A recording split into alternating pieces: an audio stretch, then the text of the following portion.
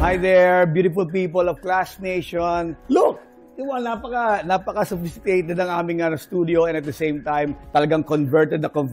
Coming from the outside, simpleng-simple yung walkway. Pagdating mo dito, everything's changed. Kaya, at home ako sa The Clash. I mean, you know, like, kakulitan yon to the highest degree. Okay? Me and I, kakulitan. And talagang nakikita ko na nag-enjoy siya dun sa aking kanta kasi nakikita niya ako.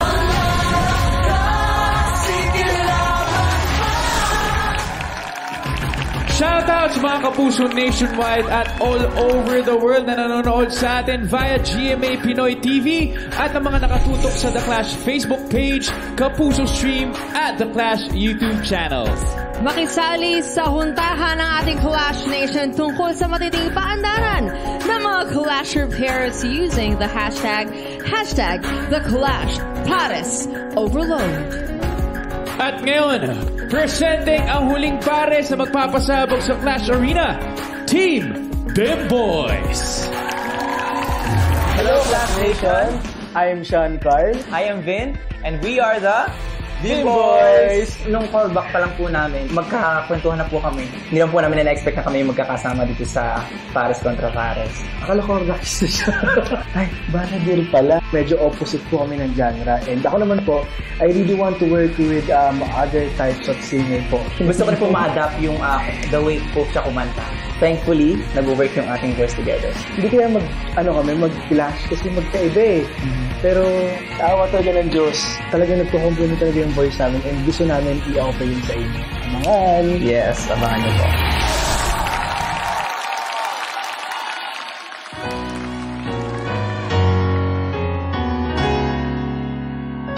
Magkahawak ang ating kamay at walang kamalay-malay na tinuruan mo ang puso ko na umibig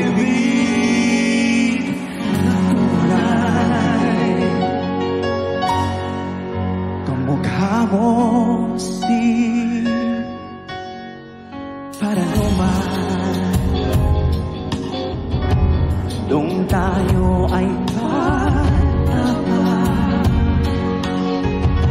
at ang galing-galing mong sumayaw mapabugi man o cha-cha ngunit ang paborito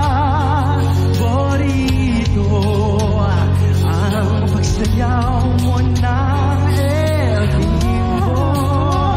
Nakakailang, nakakaaliw, nakakatindig, balahibo. Sana noon pa man ay sinabi na sa iyo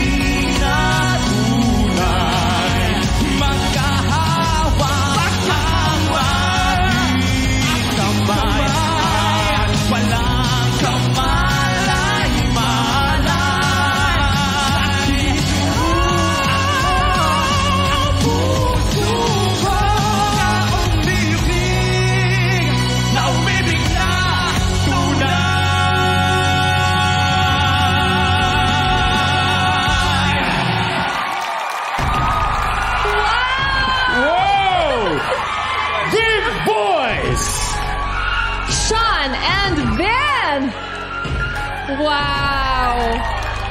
Grabe kayo. Alam nyo, Na-surprise kaming lahat sa iyong performance. Thank you po. Naloka kami. Ang tanong, naloka din ba ang ating Clash panel? Ang lakas makanganga nung ano, ha? Nung perform, ang lakas makanganga. Oo nga, Parang, oo nga. parang kulay lang tumulo yung laway ko rito. Bago siya sa pandinig ko, although suking-suki na talaga yung El Bimbo kasi di ba yan ang nanalong kanta sa Asia Awards. Yan lang ang Filipino song, hindi ba? Pero grabe yung rendition ninyong dalawa. Talaga namang nakakakilabot, nakakaaliw, nakakabaliw, Nakakatindig balahibo. nakakatindig balahibo. Sabi nga, naku pati si Apalala, alam mo si Apalala hindi ito nagsasalita, nagsalita bigla. Tinan mo, nagsalita bigla. Sabi niya, alam mo, ang sabi niya, Razorheads. Sabi niya, Razorheads.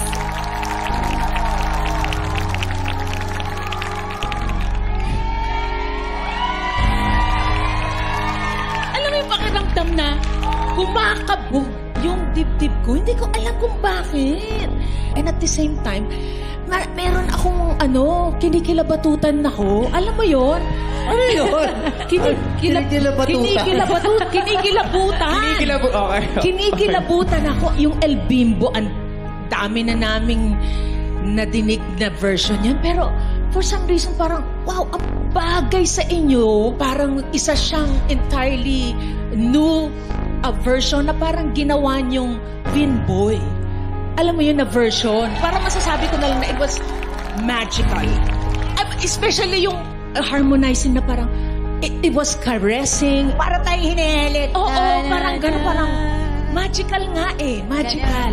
Akala ko, sabi ko, ang husay nung dalawa, pero hindi pa pala tapos yung masasabi kong mahusay. Ewan, eto lang masasabi ko. Diba, maganda yung mga sinabi mo, maganda yung sinabi ko. Antayin nyo. Meron pa rin tong negative na sasabihin. Antayin nyo. Grabe naman yung ano. Antay-antay lang din. So, the first group ang galing, kayo magaling din. So, medyo mahihirapan kami kung paano to. Kasi magaling kayong pareho. Pero, ang naging advantage ng performance nyo is the connection.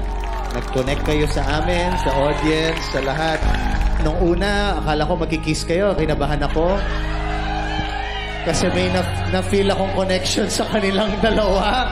Parang, okay, saan pupunta to? Pero yun ang added, yun ang secret sauce sa ibang performance. So, merong syempre kang gagawin sa loob na parang to internalize the song, tapos isi-share mo sa iba. Napaka-risky rin ng ginawa niyong arrangement. Kakaiba siya, kaya naging siyang fresh sa amin lahat. Yeah. Don't get carried away. Kasi na-feel nyo na eh. Na-feel nyo na eto na, I'm feeling it. Just don't get carried away na mawala yung control nyo. Kasi merong mga little bits na parang gusto mo na parang gumuna na. Parang, just hone it in ng konti rin para lang din yung power and energy na didistribute nyo freely. But kayong dalawa, even the ladies at the back and you, it's a fitting end to our Pares contra Pares. Ang galing nyo. Salamat. Ang akala ko naman na sasabihin mo na, alam mo, ang isa lang napansin ko na negative sa inyo, yung jacket nyo eh. Nauna ako sa jacket na to eh. Yung jacket nyo, parang alam mo sa galing nung yung dalawang girls kanina at saka tong dalawang to. Parang ako yung ninervyos. May number ako eh. Parang ayoko nang kumanta. Oh? Alright, thank you so much, Clash Panel, and thank you, Team Bimboy. Ha! Hay nako! Sino magkakampi kaya ang papanalunin ng ating Clash Panel at sino ang magkakamping kanilang pagsasalpukin? Malalaman natin mamaya. Yes, dahil nga it's Miss Lani Miss Lucha's turn na magpasabog sa gitna ng Clash Arena. Sino ang kanyang espesyal na bisita mga kadweto? Abangan niyo yan sa pagbabalik ng The Clash! Isa laban sa lahat!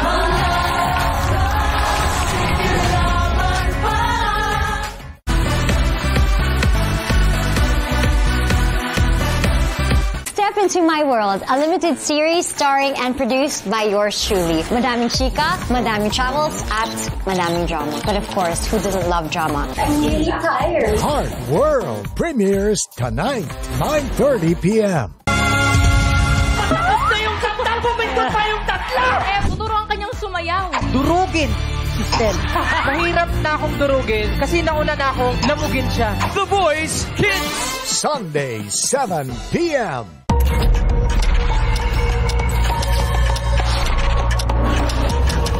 Gabi ng Lagim, 12. Kapuso Mo, Jessica Soho. Halloween Special ngayong linggo na.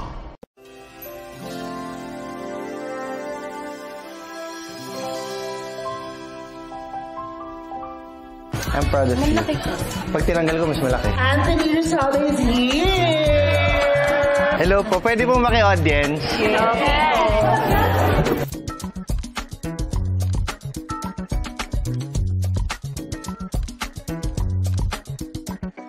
Meron akong question, isa lang. Ano yan? Sa atin lang baka marinig tayo ng judges. Sino ang pinaka-strict na judge ng The Clash?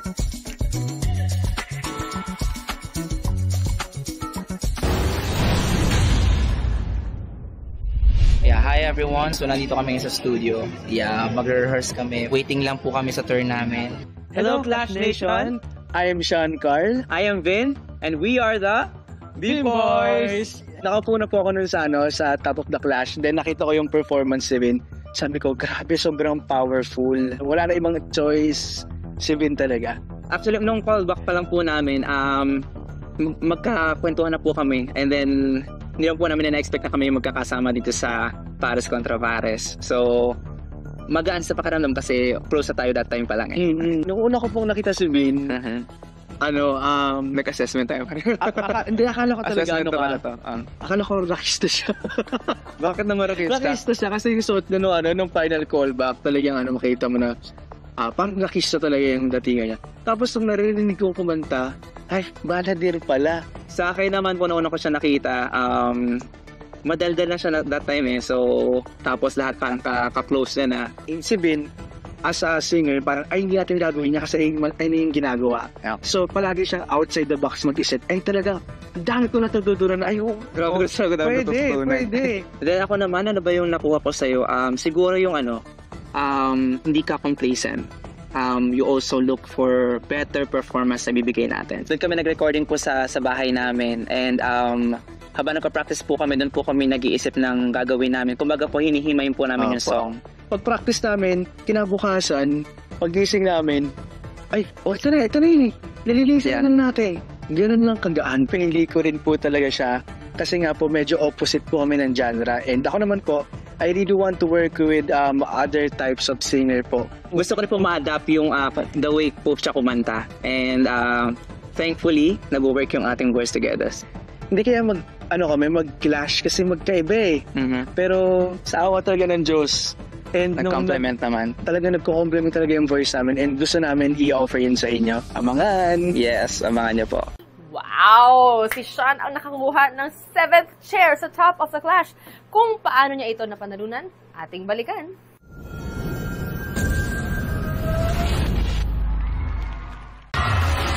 Sean! Congratulations!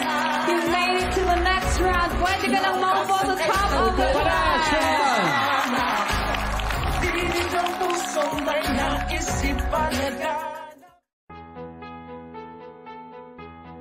Grabe, sobrang hindi ko siya in-expect kasi akala ko rekta na agad sa labanan. So may mga naisip kasi ako na mga kakalabanin, sobrang challenging niya kasi pipili ka lang dun sa may bilog. Imagine, kung gaano kaliit lang yung choices mo, kailangan mo ma-utilize yun. Kailangan mo mag-strategize talaga kung sino yung pipiliin mo. Sa akin, natuwa ako. Kung makikita niya yung reaction ko dun sa sa stage, ay, hindi ako napili sa bilog kasi sobrang eager na ako para at least malabas ko na kasi nakabuka na yung vocal cords ko.